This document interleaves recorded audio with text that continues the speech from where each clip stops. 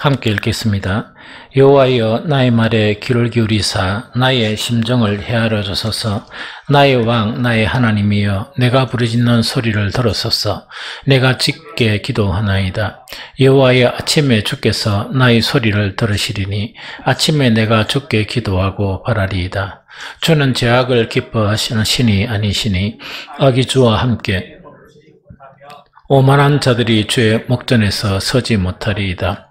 주는 모든 행악자를 미워하시며 거짓말하는 자들을 멸망시키리이다. 여호와께서는 피 흘리기를 즐기는 자와 속이는 자를 싫어하시니이다. 오직 나는 주의 풍성한 사랑을 힘입어 주의 집에 들어가 주를 경외함으로 성전을 향하여 예배하리이다. 여호와여 나의 원수들로 말미암아 주의 의로 나로 인도하시고 주의 길을 내 목전에 곱게 하소서. 그들의 입에 신실함이 없고 그들의 중심에 심이 악하며 그들의 목구멍은 열린 무덤 같고 그들의 혀로는 아첨하나이다.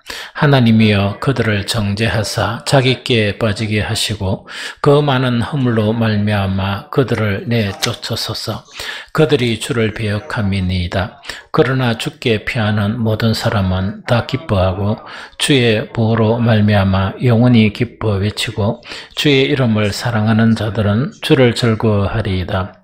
여호와여 주는 의인에게 복을 주시고 방패로 함같이 은혜로 그를 호위하시리이다.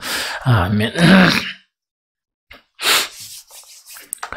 시편 5편 이거는 여러 가지로 이렇게 접근을 할 수가 있거든요. 할 수가 있는데 그 시편 5편 자체가 보면은 이 다윗이 이 대적들 때문에 힘든 그런 상황이 있을 때 이렇게 지은 그런 시 자체가 바로 시편 3편, 4편, 5편 이렇게 연결이 돼요. 그래서 시편 5편은 또 어떤 사람들이 이름을 붙이면서 이 본문의 내용이 있지만은 아침 기도, 안 그러면 새벽 기도 이런 식으로 이름을 붙이기도 하는 그런 부분입니다. 그래서 시편 5편의 그런 주제가 어떤 기도의 그런 주제인데 그 기도가 대적들과의 그런 관계성 속에 어렵다 보니까 그것이 기도로 성화하는 그런 부분이거든요. 그래서 그러면 왜 이런 대적들이 생기는가 하는 이게 좀 문제가 되죠. 왜냐니까 이 바울의 그런 대적들을 보면 그 사울도 대적일 수도 있고 또 이 바울의 아들 압살롬 바로 그 아들이잖아요. 아들도 이 바울을 대적하는 그런 관계가 형성이 되거든요. 그러면 사울이나 압살롬이나 다 하나님을 믿는 사람들이거든. 또 다윗도 하나님을 믿는 사람들인데 왜 이런 대적 관계가 형성이 되느냐 하는 이것 자체가 우리가 생각해봐야 될 그런 문제거든요. 특히 이스라엘 같은 경우에는 하나님이 다스리는 나라이기 때문에 그들은 이 종교 자체가 하나뿐이에요. 여호와 하나님 하나뿐이고, 그래서 성경을 읽으면서 우리 상황하고 생각해 보면 조금 이해가 안 되는 부분이 있죠. 우리는 우리의 대적들 하면 늘 먼저 생각하는 게 교회 밖의 사람들, 세상 사람들 이렇게 생각하거든요. 생각할 수도 있다는 그 이야기죠. 그러면은 신앙생활하면서 왜 자꾸 이렇게 부딪히고 왜 이렇게 대적 관계가 형성이 되느냐? 이 대적 관계라는 거는 뭐냐니까 그냥 갈등의 그런 정도가 아니거든요. 이 갈등 정도로 끝나는 그런 내용이 아니고 어느 정도인 거니까 그 대적들이 이 사울은 다윗하고 관계에서 자기 사위거든. 사위고 압살롬은 자기 아버지잖아. 아버지고 같은 하나님을 믿거든요. 그런데 사위를 죽이려 하고 그 다음에 아들이 아버지를 죽이려 하는 그런 심각한 그런 대적 관계가 형성되는 그런 부분이다 하는 그 이야기죠. 그래서 참 이해하기가 좀 힘들죠. 그 이해하기가 힘든데 거기 성경에 나타난 그런 내용이다 하는 그 이야기죠. 그러면 이 다윗하고 이 그분들하고 뭐가 이 문제가 되느냐? 하는데 이것을 갖다가 우리가 조금 생각하는 것이 아마 여러분들 남은 인생에서 그 신앙생활을 잘 할 수 있는 그런 부분이다 하는 생각이 듭니다. 우리가 이제 그 하나님을 믿는 신앙에도 이 두 가지 형태로 좀 나눠져요. 이게 나눠지는데, 그래서 어떤 형태로 나눠지는 거니까 좀 어렵게 이야기하면 신본주의 신앙이 있고 하나는 인본주의 신앙이 있어요. 그럼 성경이 있고 하나님을 믿잖아요. 예배도 같이 드리고 기도도 같이 하고 뭐 똑같이 해요. 똑같이 하는데 그 신본주의가 있고 그 다음에 인본주의가 있거든요. 그럼 신본주의라는 것은 하나님 중심주의, 하나님 중심적인 그런 신앙이 있고, 인본주의라는 것은 사람이 중심이에요. 이런 신앙 자체가 나눠지게 되거든요. 그러면은 이 다윗과 그들하고 이렇게 싸우는 거 보면 똑같이 하나님을 섬기는데, 그 다윗 자체는 하나님 중심주의라 그러면 이 사울이나 압살롬 같은 경우에는 이렇게 사람 중심주의예요. 사람 중심주의인데 그냥 인류애적인 그런 사람 중심주의가 아니고 자기들 중심주의, 이런 부분으로 이렇게 나눠지게 된다 하는 거 얘기죠. 그럼 이것도 자체가 뭔 거니까 그 신앙생활 하면서 똑같은 하나님의 말씀을 가지고 이렇게 신앙생활 하거든요. 하는데 또 이렇게도 나눠져요. 율법주의다, 복음주의다, 이렇게도 나눠지거든요. 그래서 율법주의다, 복음주의다, 똑같은 이렇게 기도도 하고 똑같은 예배도 드리고 하는데 또 이게 또 나눠지거든요. 그런데 그 여러분들이 이제 물론 우리가 보통 이런 부분이 이제 이렇게 왔다 갔다 하는 그런 부분은 좀 있을 수 있지만, 그게 이제 고착화된 그런 형태로서는 그 무서운 그런 대적이 돼요. 그 대화가 안 됩니다. 이 대화가 율법주의하고 그다음 복음주의 자체가 우리가 보통 신앙생활 할 때 이제 세상 사람들에게 복음을 전하죠. 복음을 전하면 대체적으로 율법에 좀 익숙해요. 그래서 율법적인 그런 성향이 나타났다가 이렇게 이제 복음적인 성향으로 바뀌게 되거든요. 그런데 율법주의하고 그다음에 복음주의로 나눈 율법주의에 고착화된 그런 사람들은 처음부터 끝까지 율법이에요. 처음부터 끝까지 성경이나 모든 것이 율법이거든요. 그럼 율법주의 자체하고 복음주의가 대화가 되느냐? 안 됩니다. 안 되고 이렇게 이제 대립관계가 형성이 되거든요. 그런데 그 대립관계 자체가 이제 심화가 되면 왜 그런 거니까 사울과 다윗 관계가 되고 압살롬과 또 다윗 관계가 이렇게 형성되는 아주 무서운 그런 관계가 형성이 돼요. 그래서 이런 거를 조금 이해하는 게 좀 좋을 것 같다 하는 그런 생각이 들어요. 그 다음에 이제 또 하나가 보면은 초월적이다, 내재적이다. 이것도 조금 더 차이가 나거든요. 그러면은 하나님을 이렇게 믿는데 어떻게 믿는가 하니까 초월적인 하나님으로 이렇게 믿는 그런 관점이 있고, 내재적이라는 거는 내 안에 역사하는, 또 내 안에 나타난 그런 하나님을 믿는 그런 주의가 이렇게 나타나요. 이것도 초월적인 것 자체가 고착화되어 버리면 이거는 이 근본주의가 되어 버려요. 그 다음에 내재적인 그런 부분으로 고착화되면 이것도 문제가 많아요. 그래서 초월적이다, 내재적이다 하는 거는 우리가 신앙생활하면서 이거는 두 가지가 동시에 나타나야 돼요. 즉 하나님은 초월하신 하나님이지만 하나님은 내 안에 역사하시는 하나님이다. 이렇게 두 가지가 나타나야 되는데 이것이 두 가지가 대립관계가 되어버리면 이것도 머리가 아파요. 머리가 아파가지고 이것도 서로 이 삼극처럼 이렇게 형성되는 그런 부분이다 하는 그 이야기죠. 그래서 어쨌든 간에 이제 신앙의 갈등 자체가 그런 형태로 이제 갈등이 나타나는 거예요. 이거는 왕인데 좀 특별한 왕이에요. 그냥 권력만 주신 게 아니고 하나님께서 이 나라를 다스리는데 누구를 통해서 다스리는가? 다윗을 왕으로 세웠는데 그 다윗 왕을 통해서 하나님은 통치하시기를 원하는 거예요. 그러다 보니까 다윗에게 하나님은 어떤 분입니까? 절대적이죠. 절대적이에요.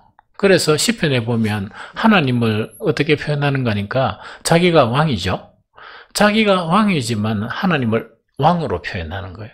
왜냐니까 하나님의 통치가 일어나니까. 그리고 이거는 뭐 표현 자체, 시적인 표현 자체가 아니고 자세 자체가 뭔가니까 이 다윗은 목동이었을 때나 안 그러면 이 장군이었을 때나 안 그러면 왕이었을 때 초지일간 하나님은 다윗에게 하나님은 뭐냐?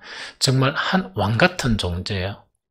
이게 왕 같은 존재라는 거는 하나님이 이제 절대적인 거예요, 다윗에게. 이 좀 무슨 말인지 알겠습니까? 그런데 이제 그런 이렇게 한 민족 가운데서 심지어 혈연 관계가 형성되어 있는 그런 사람들이라도 대적 관계가 형성되면서 어떻게 하는 거니까 하나님의 사람인 다윗을 제거하려고 그러는 거예요. 제거하는 거는 뭡니까? 죽여버리면 되죠.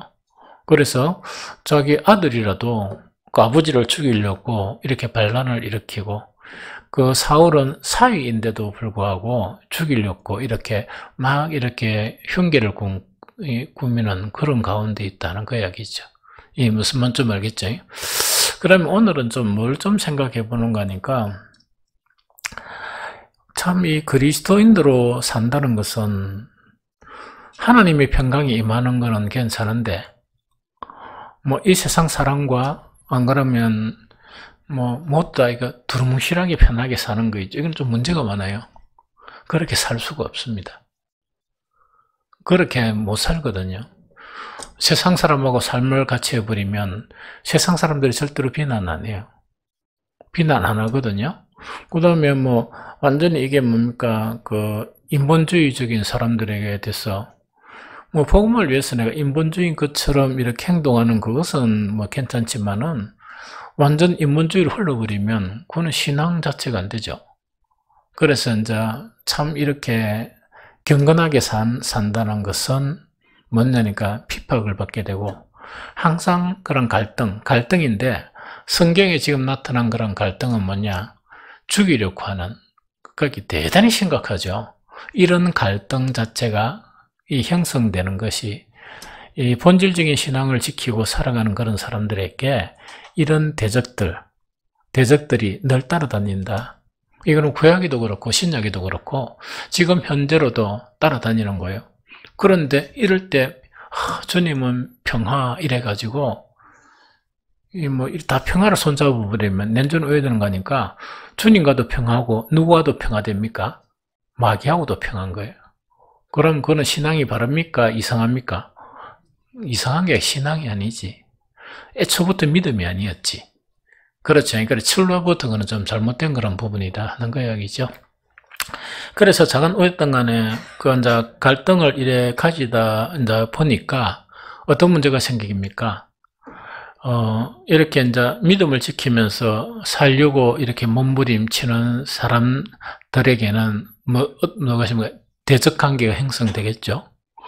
그런데 그 세상 사람들은 신앙에 대한 부분을 보느니까 그다음 또 의아하게만 생각을 해요.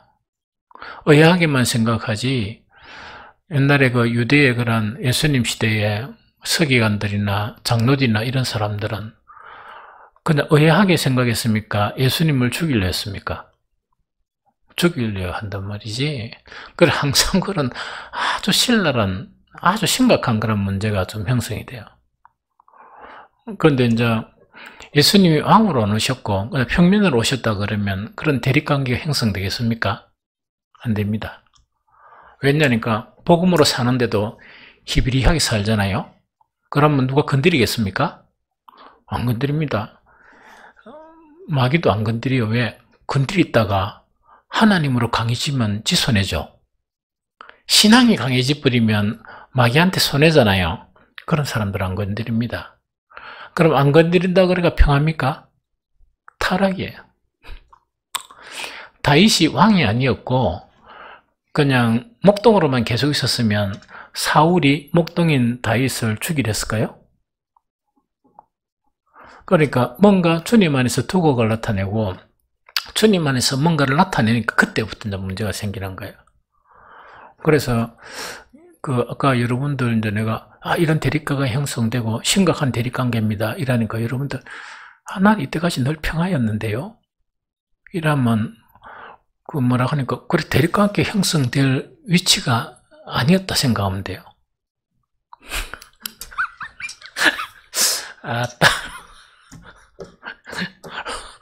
대립관계가 형성될 만큼 주를 위해서 헌신했거나 주를 위해서 막 이렇게 막 올인을 했거나 그렇게 안 살았다는 이야기라. 안 살아다 보니까 뭐 대립관계 형성되겠습니까? 평생 편안할 것입니다. 내가 예언하지만 평생 편안하게 살다가 눈을 감을 거야. 이 무슨 말인지 알겠죠? 그래서 뭔가 이렇게 왕 같은 제사장처럼 살려 하니까 뭐가 됩니까? 조금 이렇게 나타나겠죠? 그때 대립관계가 형성돼요. 그래서 조금 이해가 됩니까? 그런데 참 이게 좀 이래, 뭐 어쩌라고 말을 잘 못하겠어. 그래서 자관, 이게 뭐 왕이 아니어도 됩니다. 피카소 공교에서 이제 이래가지고, 샬롬 축복전도 이래가, 감동이 돼가지고, 정말 이것을 위해서 지금까지는 못했지만, 내가 이것을 위해서 최선을 다해보겠다. 그런데 제가 20대 후반에 한 것처럼, 주님이 이렇게 요구하셨으니까, 이것 위에 내 생명, 그런 건 아니지만, 내 생명을 걸고 한번 해보겠다. 그만큼 이렇게 이제 몰입을 하겠다는 그 이야기죠. 그러면 대립관계가 형성돼요. 그럼 엄청나게 핍박을 받고, 엄청나게 욕을 얻어먹고, 막, 엄청난 문제들이 생깁니다. 이게 무슨 말인지 좀 알겠죠? 고래가 생깁니다. 좀 이해가 됩니까? 그리고 여러분들이 좀 대립관계 형성됐다 하면, 저도 지치고 힘들었습니다. 막 온갖 일을 다 당했습니다 하면, 여러분들은 주를 위해서 좀, 그냥 보편적이 아니고, 좀 많은 수고를 했기 때문에, 그런 대립관계가 형성됐다, 이렇게 생각하면 돼요.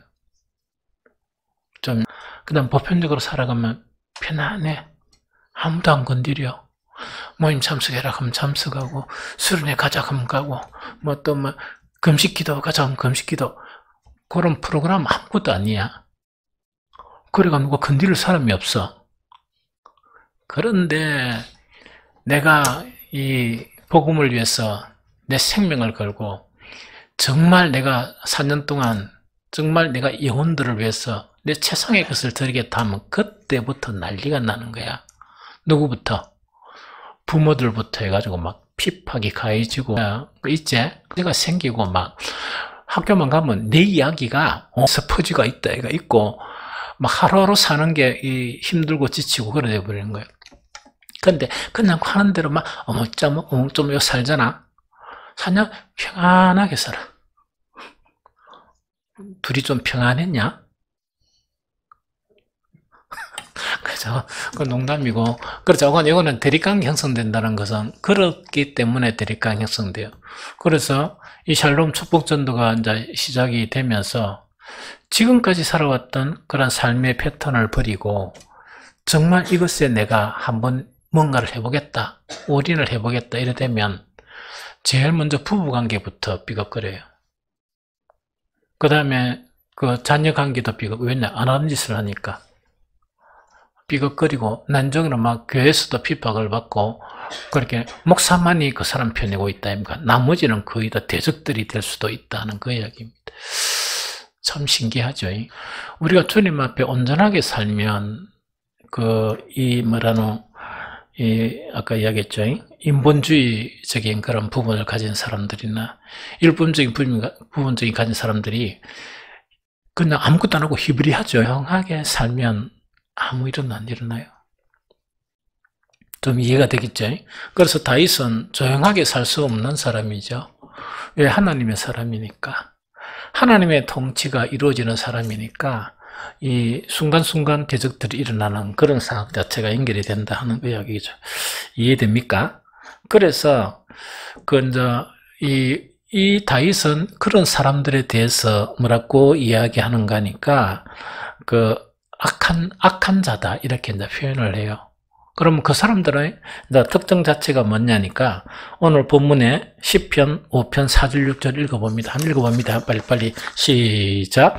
주는 죄악을 기뻐하시는 신이 아니시니 악이 주와 함께 머물지 못하며 오만한 자들이 주의 목전에 서지 못하리이다. 주는 모든 행악자를 미워하시며 거짓말하는 자들을 멸망시키리이다.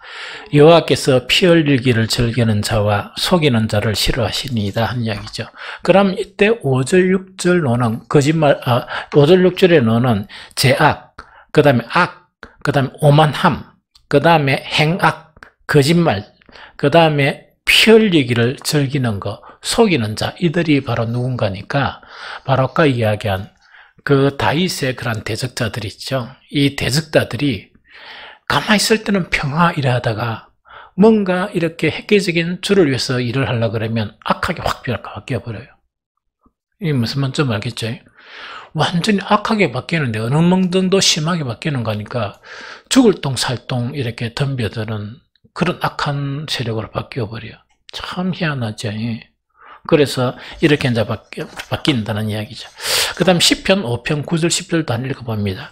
9절 10절도 자, 한번 봅니다. 아까 읽었죠. 시편 5편 9절 자, 시작. 그들의 입에 신실함이 없고 그들의 심중에 심이 악하며 그들의 목구멍은 열린 무덤 같고 그들의 혀로는 아첨 하나이다. 하나님이여 그들을 정죄하사 자기 깨에 빠지게 하시고 그 많은 허물로 말미암아 그들을 쫓아내소서. 그들이 주를 배역함이니이다 하는 이야기죠. 그러면 이 사람들이 바로 누구냐니까 그 사울과 그 무리들을 이야기하고 압살롬과 한패가 되어서 이 사울을 죽이려 하는 그런 사람들에 대한 표현이 이런 표현이에요. 이 무슨 말이겠습니까? 그런데 이 가만히 있을 때는 뭐냐 이런 것이 안 드러나는데 정말 어떤 주의 일을 하거나 경건하게 하기 위해서 막 이렇게 열심을 내고 이러면 이런 악함 자체가 이래 드러나면서 이제 이렇게 대적 관계가 형성이 되어 버리는 거예요. 이거 무슨 말인지 좀 알겠죠? 이게 이해가 됩니까? 그러면 오늘 시편 5편을 통해서 이제 같이 여러분들과 나누고자 하는 요지가 지금이라 물론 여러분들이 앞으로 이런 경우를 당할지는 잘 모르겠어요. 그런데 지금처럼 조용하게 살면 평생 안 당합니다. 안 당하는데 조금 이렇게 특출하게 복음을 위해서 살거나 주를 위해서 살죠. 살면 순간순간에 이 대적들을 만나게 돼요. 순간순간 정말 이렇게 막 걷잡을 수 없는 일도 벌어져요. 어떤 일이 일어나겠어요? 말은 하고 여러분들이 혹시나 시험 들까 싶어서 이야기는 안 하겠지만 그런 대적들이 이제 나타나게 된단 말이에요. 무슨 말겠죠? 그러면 여러분들도 온전한 신앙생활을 하다 보면 이런 경험들은 무수하게 많이 있어요. 많은 사람들이 이렇게 생각해. 아주 이렇게 고상한 생각을 해요. 내가 주를 위해서 못 살아서 그렇지 살면은 참 좋을 텐데 주를 위해서 헌신하면 참 좋을 텐데 이래 이제 하죠. 헌신만 하기만 하면 모든 문제가 다 해결되고 주님께서 나를 도와주실 것인데 이래 이제 아주 이제 고상한 생각을 한단 말이에요. 실제 그렇게 보면 힘들어서 못해. 가만히 있던 잠잠하던 대적들이 막 일어나요. 그러고 온갖 이야기를 듣게 되고 온갖 이 모함도 받게 되고 이래요. 이럴 때 어떻게 하느냐고 이야기를. 오늘 요지가 만약에 그런 것을 경험할 때 어떻게 해야 되느냐 하는 이야기예요. 그럼 쉽게 이야기하면 아무 말도 안 하고 가만히 있었는데 사람들 막 이야기하면서 이야기를 했다 하면서 소문이 다 퍼져버리는 거야. 그런 이야기가 들려온단 말이야. 그럼 전혀 이야기를 안 했단 말이야. 그런 또 행동을 한 적이 없어. 그러면 그런 이야기를 딱 들면 그때 어떻게 행동해야 되겠나 하는 이야기입니다. 그럼 따져야지. 이런 생각이 듭니까? 안 듭니까? 따져야지. 그 다음에 내가 안 했으니까 안 했다고 나는 뭔가를 이렇게 액션을 취하려고 하겠죠? 그걸 하겠지? 그러면서 또 분통을 터뜨리는지 하겠지? 그렇게 할 수 있는 방법이 있고, 다윗이 선택한 방법은 그런 방법이 아니에요. 어떤 방법입니까? 죽게 기도하는 거예요. 주님을 찾는 거야. 주님을 찾는 거야. 그게 아침 기도야. 그럼 이런 상황 가운데 다윗이 한 거는 바로 뭐냐? 여호와여 나의 말에 귀를 기울이사 나의 심정을 헤아려 주소서. 나의 왕 나의 하나님이여 내가 부르짖는 소리를 들으소서. 이 이야기죠. 요거를 조금 이렇게 설명을 해줄게요. 1절 한번 봐봐라. 1절 덕분에 여호와여 나의 말에 귀를 기울이사는 요때 말이라는 거 있죠. 나의 말이라는 거는 원어로 보면 두 가지 개념이 있어요. 두 가지 개념이 이제 어떤 개념인가니까 이거는 우리가 어떤 기도를 하려고 하면 기도를 준비하는 내용들이 있죠. 뭔가 기도 노트, 우리 같은 기도 노트 있죠. 이걸 준비한다는 의미도 되고 하나는 뭐냐니까 제사장이 제사를 드리려 그러면 그냥 탁 일어나가 성전에 탁 가가 있고 이러면 됩니까? 안 그러면 준비적으로 사야 됩니까? 아침부터 일찍 일어나서 준비를 차게야 사람들이 짐승을 가져오면 그때부터 뭡니까? 제사를 드리게 되죠. 그러면 이때 나의 말이라는 것은 어떤 내용인가 하니까 제사를 준비하는 그 과정, 가정에 대한 의미도 있어요. 그런데 이거는 기도의 내용이니까, 그러니까 대적들이 막 생기니까 내가 반응하고 싶고, 격하게 뭔가 막 이렇게 대항하고 싶고, 또 막 대적도 하고 싶고 이런 것이 생기죠. 그런 거를 안 하고 뭐 한다고? 차분히 정리를 하는 거예요. 뭐 하려고요? 하나님께 기도하려고. 이렇게 차분히 이렇게 정리를 하는 거예요. 그러면 1절에 보니까 여호와의 나의 말에 귀를 기울이사 하는 이 말이라는 것은 어떤 게 가니까 내가 하나님께 나의 원통하고 나의 분한 이런 있으면 이걸 가지고 상대방 가지고 멱살 잡고 내가 안 그랬는데 네가 왜 그랬노? 만나 안 만나 해볼까? 막 이런 식으로 그렇죠. 누구한테 말 들었노? 이러니까 누구한테 분명히 말 들었고 뭐 이런 거 있죠. 이러면 이제 아마 이 일이 해결됩니까? 걷잡을 수 없는 문제가 됩니까? 걷잡을 수 없는 문제가 형성되고 그것이 주를 위해서 선한 일을 하는 사람은 선한 일이 지속됩니까? 선한 일을 못하게 됩니까? 사람 안 닫고 그 밝히고 사람 안 닫고 선한 일이고 뭐 온데 갔다 없구만. 그렇게 내가 싸우니까 상대방은 또 더 싸우겠지? 싸우고 한다고 내주는 싸움판에 퍼져가지고 뭘 못해? 주를 위한 일 자체는 하나도 못하겠죠. 그런 경우가 생긴다는 그 이야기입니다. 무슨 말겠죠? 그래서 다윗은 뭐냐? 하나님 앞에 나의 말에 귀를 기울인다. 이때 말이라는 거는 차분히 정리해가지고 노트를 탁 이랬나는 거야. 뭐 하려고요? 내가 아침에 새벽에 주님 앞에 이것을 구하기 위해서. 이해됩니까? 그 다음에 나의 심정을 헤아려 주셔서 이것은 어떤 말인가 하니까 우리가 기도할 때 때로는 기도 노트를 가지고 딱 기도할 때도 있지만 속에 또 막 새롭게 내 속에 막 그런 생각들이 있죠. 말로 정리되지 않은 또 중얼거리지 않지만은 내 내면 속에서 하나님께 막 이래 생각으로 구하는 그 기도를 이야기해요. 거기에 나의 심정을 헤아려 주셔서는 그 내용입니다. 2절은 펴봐. 2절 보니까 뭐라고? 나의 왕, 나의 하나님이여 내가 부르짖는 소리를 들었어. 이거는 뭐냐 하니까 기도를 하는데 정말 억울하거든. 정말 화가 나고 너무 억울하거든요. 그럴 때 이랍니까? 주님 생각해 보세요. 내가 이런 말도 들었고요. 사람들이 전부 다 눈이 희끗부떡해가지고 내가 하지도 않은 짓을 이래 했거든요. 주님은 어떻게 생각하세요? 요래 됩니까? 그러면 주여! 이래가 뭐 이랍니까? 부르짖죠? 억울합니다. 이런 식으로 부르짖는다. 그죠? 조금 이해됩니까? 그 기도하는 것 자체가 그래. 그래서 오늘 핵심 자체는 뭐냐?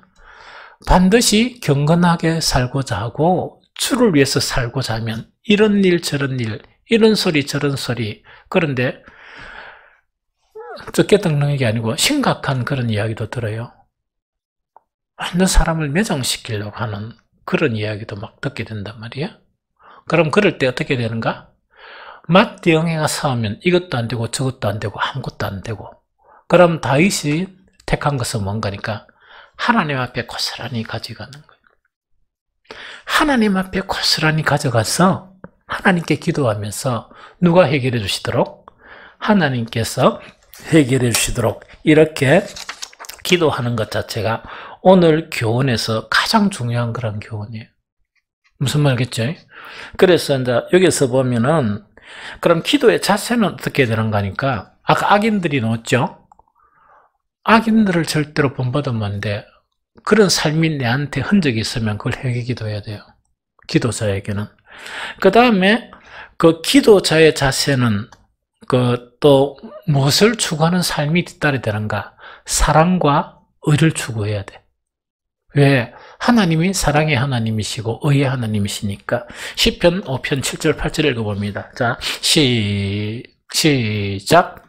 오직 나는 주의 풍성한 사랑을 힘입어 주의 집에 들어가 주를 경외함으로 성전을 향하여 예배하리이다.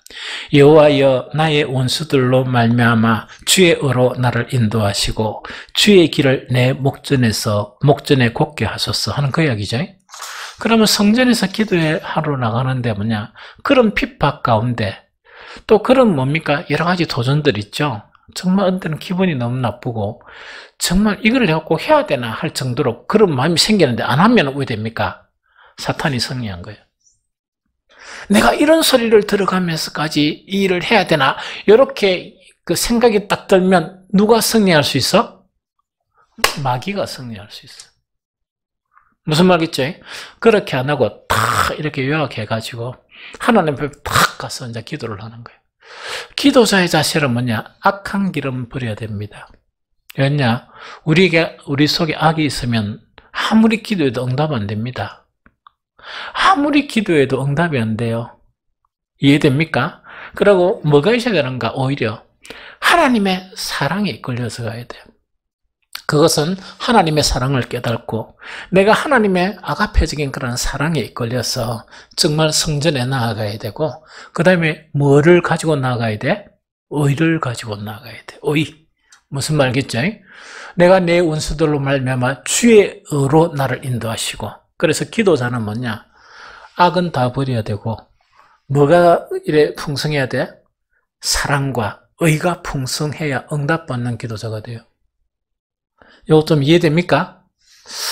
다윗이요, 보면, 시편 18편에 보면 아주 확신을 가지고 있는 게 있어요. 어떤 확신인가 하니까, 시편 18편 41절 한번 찾아보라. 어떤 내용인가 하니까, 이 다윗은 악한 자들이 너무 많았죠? 딱 많았는데, 다윗은 어떤 확신을 가지는가 하니까, 떼어봐라, 예언아. 악한 자들은 아무리 기도해도 하나님께서 안 받아주신다. 하는 그런 확신을 가지고 있어요. 대단하죠? 읽어봅니다. 1절 말고 10편, 18편. 그래. 자, 읽으면 시작. 그들이 부르짖으나 구원할 자가 없었고 여호와께 부르짖어도 그들에게 대답하지 아니하셨나이다. 이거 대단히 중요합니다. 그럼 아까 기도의 자세가 뭐냐? 악한 자들이 가지고 있는 나쁜 생각이 있죠. 악을 품고 여러분들 아무리 기도해도 그 기도가 하나님의 보좌 앞에 올라간다, 안 올라간다? 절대로 안 올라가요. 왜냐, 더럽아가 못 올라가. 더러워서 안 됩니다. 하나님의 성전에 올라가는 것은 거룩한 자들의 기도예요. 어려운 자들의 기도고, 사랑의 사람들의 기도인데, 속에 악이 아까처럼 뭡니까? 벌벅을 하고 가지고, 압살롬 일당들이 기도했습니까? 안 했겠습니까? 사울 일파들이 기도했겠습니까? 안 했겠습니까? 기도했죠? 사울이 나중에는 신접한 자를 왜 찾아갑니까?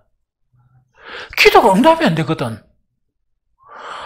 아무리 하나님께 막 기도하고 이렇게 기도하라고 쉬고 이랬는데도 응답이 안 되거든. 좀 이해됩니까? 기도자는 뭐냐? 의를 추구해야 되고 사랑이 풍성해야 되고 모든 악은 버려야 돼요. 그래야 응답을 받을 수 있습니다. 이해됩니까? 그래서 다윗은 뭐냐? 그 악인들에 대해서 그들이 부르짖으나 뭐할 자가 없고 구원할 자가 없었고 여호와께 부르짖어도 그들에게 대답하지 아니하셨다. 이와 딱 반대되는 내용이었어요. 그럼 다윗은 기도를 했겠죠? 그러면 시편 18편 6절 18편 6절 한번 펴봐. 한번 떼어보고 자, 시작. 내가 환난 중에서 여호와께 아뢰며 나의 하나님께 부르짖었더니 그가 그의 성전에서 내 소리를 들으시며 그의 앞에서 나의 부르짖음이 그의 귀에 들렸도다. 여러분들 오늘 이거 꼭 기억하세요. 기도자는 어떻게 살아야 되는가? 하나님이 들으시는 기도자는 어떤 기도자의 기도를 들으시는가? 다윗은 뭐냐니까 압살롬이나 사울, 거기에 보면 사울을 따르던 선지자들도 있고 엄청 많아요. 맞죠? 그들이 막 기도하고 기도했지만 기도 응답을 받았다 못 받았다. 하나님 전혀 안 들으시는 거예요. 다윗은 쫓기는 상황 가운데서도 다윗은 뭐냐 얼마나 의로운가. 사울이 다윗을 죽이려고 그랬는데 다윗이 3번 사울을 죽일 수 있는 기회가 있었는 거야. 죽였습니까? 안 죽였습니까? 안 죽였죠. 왜? 하나님의 기름 부음 받은 자를 내가 손댈 수가 없다. 이거 안 죽이는 거야. 어렵죠? 그러니까 다윗의 기도는 응답을 받는 거야. 기도는 하되 기도하는 사람이 돼야 돼. 그러면은 하나님께서 다 해결해줘. 그러면 내가 이런 대적자들이 일어나고 이런 대적자들이 일어나니까 처음에는 뭡니까? 두렵습니까? 안 두렵습니까? 야, 너는 이제 큰일 났네 싶으죠. 큰일 났네 싶어도 나한테는 누가 계신다? 하나님이 계시니까 탁 정리를 해가 새벽에 탁 나와가지고 왜라고? 하나님께 또박또박 다 일러바친단 말이야. 그 다음에 못 일러바친 거는 뭡니까? 마음속에 있는 걸로 막 일러바치고 렌주는 좀 화나는 그 보면 얼마나 억울하고 분합니까? 그때는 부르짖으란 말이지. 하나님께서 그 기도를 들으세요. 그런데 우리를 해하는 악한 자들의 기도는 안 들으시다 보니까 세력이 많고 야 이내 큰일 났네 싶은데 절대로 큰일 났나? 하나님이 모든 것을 주관하세요. 무슨 말겠죠? 그래서 여러분들이 혹시나 경건하게 살다가 주를 위해서 살다가 대적이 생기면 같은 대적하라 대적하지 말라? 대적하지 말고 정리를 탁 해가 물론 좀 당황스럽겠지. 아침에 주님 앞에 나아가서 기도하는 그것을 택하는 것이 정말 오늘 주는 그런 이 교훈이에요. 그러면은 악인들의 방법으로 상대하지 않고 이렇게 기도를 하나님께 같이 나가죠. 어떤 결과를 가져오는가? 시편 5편 11절 12절 오늘 본문 읽었죠? 시편 5편 11절 12절 자 읽습니다. 시작. 그러나 주께 피하는 모든 사람은 다 기뻐하며 주의 보호로 말미암아 영원히 기뻐 외치고 주의 이름을 사랑하는 자들은 주를 즐거워하리이다. 처음에는 막 이렇게 12절 펴놓고 처음엔 막 불안했죠? 불안했는데 탁 해가지고 모든 악은 버리고 왜냐니까 대적자들이 악하게 하죠? 악하게만 내 속에서 나도 악하게 할 수 있는 이 경력이 있어 없어?